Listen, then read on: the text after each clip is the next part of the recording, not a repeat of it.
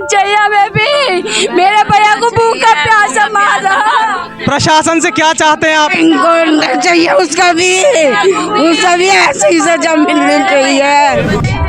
मेरी दुनिया उजाड़ी है, ऐसी उसको उजाड़नी चाहिए। मेरा भैया कमाने वाला मेरा भैया दिलवा दो, मेरा भैया दिलवा दो, जैसे मारा ऐसे मारो। उसका एनकाउंटर हो, ठीक है जी, और उसके घर पर चले बुलडोजर। वसीम की माताजी भी इस समय हमसे जुड़ी हुई हैं। यहाँ पे जैसा आप देख सकते हैं पूरे परिवार का रो रो कर बुरा हाल है। अपना बेटा इन्होंने खोया है जो जिम्मेदारी से इस परिवार की रक्षा करता था, इनके साथ खड़ा रहता था। आज वो इनके साथ नहीं है, उनसे भी हम समझने वाले हैं। अम्मा, ये जो हुआ, खून चाहिए हमें भी, मेरे भैया को भूखा प्यासा मारा। प्रशासन से क्या चाहते हैं आप? इनको चाहिए उसका भी ऐसी सजा मिलनी चाहिए।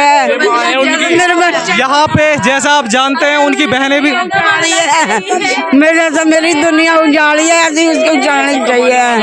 हाँ, एक ही लड़का कमाने वाला था इनका, जो इनको चला रहा था घर परिवार को पूरा, और सब दो एक लड़के हैं ना, इनके आदमी हैं, दो लड़के हैं, उनका ब्याह हुआ, अपनी बहू के साथ रहे हुए, वही एक लड़का था बाहर काम कर रहा था। यहाँ पे उनकी बहनें भी हमसे जुड़ी हुई हैं, उनका भी पक्ष जान। मेरा भैया कमाने वाला मेरा भैया दिलवा दो, मेरा भैया दिलवा दो, भूखा प्यासा मारा। लड़के का बाप है नहीं, मरने वाला जो मेरा भांजा है, ये मेरी बहन है, और इसके साथ भी इंसाफ मिलना चाहिए हमारी बहन को।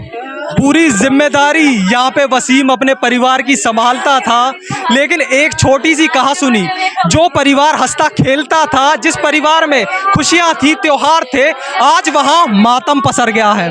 कारण है मेरा भैया दिलवा दो, जैसे मारा ऐसे मारो। इनको इंसाफ चाहिए, ये बहनें हैं, ये माँ आएगी, इन्हें सबको इंसाफ चाहिए। जैसा आप देख सकते हैं प्रशासन से इंसाफ की मांग यहाँ वसीम के परिवार की है। एक निष्पक्ष जांच और इंसाफ, यही इनकी जरूरत है, इन्हें चाहिए। वसीम नोएडा में अपना कार्य करते थे।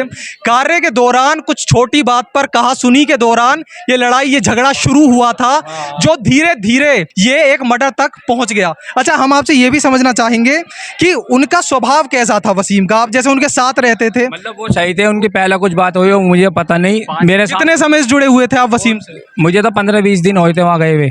आप जुड़े हुए कितने समय से, जानते कितना? जब भाई ये लगते हैं, यहीं तो रहता हूँ बाजू में। तो यहाँ पे इन्हीं गलियों में वसीम आपके साथ रहा होगा, आप लोगों ने साथ समय। बढ़िया थे वो, बढ़िया पानी के ऊपर। अच्छा, यहाँ पे और लोग भी हमसे जुड़े हुए हैं, उनसे भी हम जानते हैं। आपका क्या नाम है? शरीफ।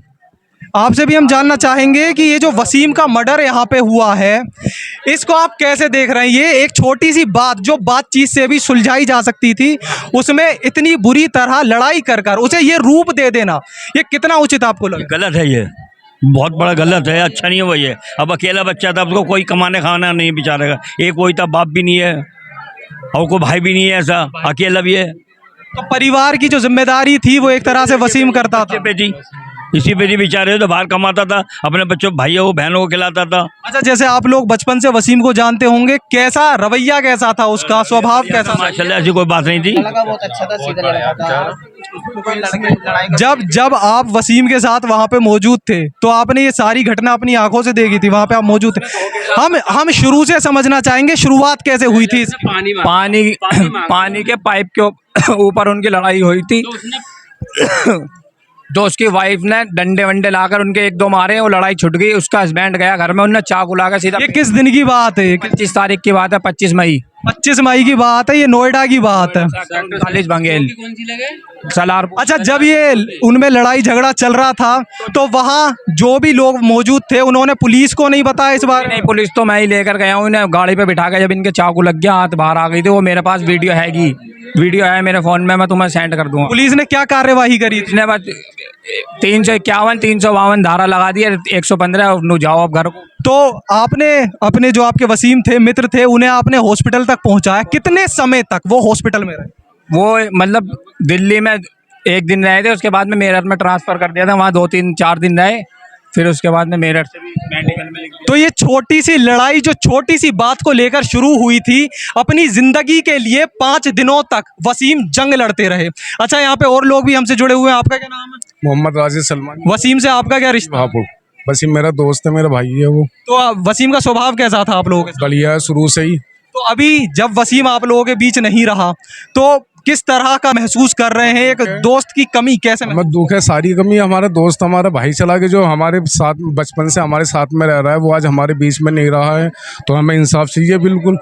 तो प्रशासन से इस समय आपकी क्या मांग? हमारी शासन प्रशासन से हमारी मांग यही है, जैसे खोड़ा में उसमें उसे लड़के को न्याय मिला, आज उसने उसके लड़के के चक्कू मारा, दूसरे दिन उसका एनकाउंटर चल गया, और कल उसके घर पर फ्रेंड पर नोटिस लगाया, 15 दिन का नोटिस दिया, मकान पर उसके बुलडोजर चले गए। तो हमें भी यही इंसाफ चाहिए, उसका एनकाउंटर हो, ठीक है जी, और उसके घर पर चले बुलडोजर। तो यहाँ पे जैसा आप देख सकते हैं, हापुड़ का एक लड़का जो रोजगार के लिए, अपने परिवार की जिम्मेदारियां निभाने के लिए नोएडा में अपना कार्य कर रहा था। एक छोटी सी कही हुई बात जिसकी वजह से लड़ाई इतनी बढ़ गई कि वसीम की जान ले ली गई, उसकी हत्या कर दी गई। इन बातों को सुलझाया जा सकता था, एक जगह बैठकर समझा जा सकता था, लेकिन ऐसा नहीं हुआ। कैमरा के उस तरफ है हमारे साथी सोनित पाल, मैं ठाकुर शिवम सिंह आपके साथ। शुक्रिया।